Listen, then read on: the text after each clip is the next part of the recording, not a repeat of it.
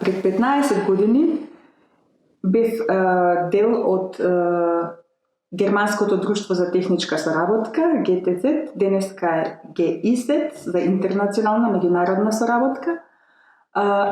кое што имаше за задача и ден денешен, нели, да ги донесе во земјите со кои што се работува, да донесе германско знаење, ноу-хау и искуство на темата на која што се однесува одредениот проект. И во тоа време започна проектот за поддршка на деца со пречки во развојот, а јас како координатор на тој проект исто бев ангажирана со групата германски експерти. И тука само ќе ги именувам, например, тогашниот директор за Балканскиот регион и Македонија, доктор Антон Вирт, подоцна таа улога ја презема господја Випке Отенбрайт, и со германските Монтесори тренери кои беа подоцна наши, тоа беа 3 Монтесори експерти од Минхен, од Баварија, господја Габи Штефан, господја Ана Ойсерман и Вероника Зибенхофер. Значи, седнавме со група од представници од македонската страна и анализиравме која активност можеме со овој проект да ја донесеме во Македонија, која мерка да ја донесеме, што ќе значително допринесе за подобра состојба на целната група, а тоа беа децата со посебни потреби и нивните родители. И како заклучок ни се наметна одма Монтесори педагогијата, бидејќи таа пред се овозможува и ја олеснува интеграцијата на децата со посебни потреби во образовниот систем.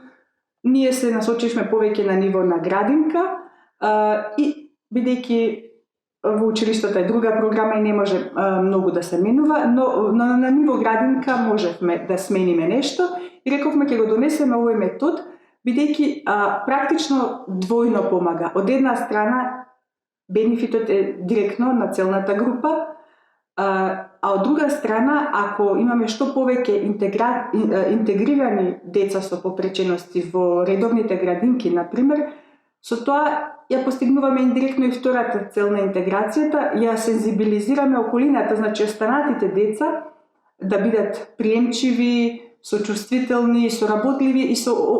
овие дечиња што се малку поинакви, поспори и слично, и со тоа правиме и похумано општество во иднината. Значи, така беше идејата зачната,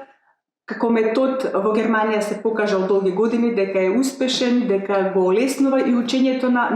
и на поспорите дечиња, но секако и надарените го наоѓаат своето место. Значи, тоа е убавината на Монтесори педагогијата, што во еден простор, во една градинка со истите материјали и надарени, и нормални, и попречени дечиња можат, бидејќи по собствен интерес работат, значи можат да најдат своето место, своето тема на интерес и со тоа да дојде до самоунапредување, до процесот на учење, а истовремено, бидејќи се во група со други деца,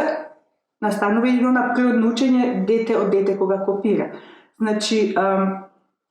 едноставно сакавме да поддржиме интеграцијата, тогаш во Македонија беше новина и затоа беше малце од темел работа, но можам со голема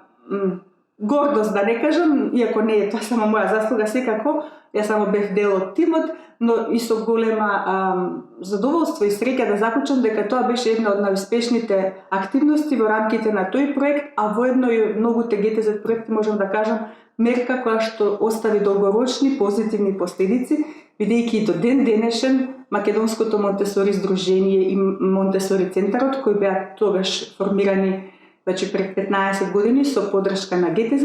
до ден денешен функционираат и обстануваат и навистина тоа и ретко кога може да се каже дека некој проект толку долго мерките што ги донел живеат и функционираат и по завршетокот на проектот. Македонскиот Монтесори центар, кој и ден денеска постои и еве слават јубилеј 15 години и јас од срце им честитам и посакувам уште многу успеси да жнеат и во иднина. Благодарам.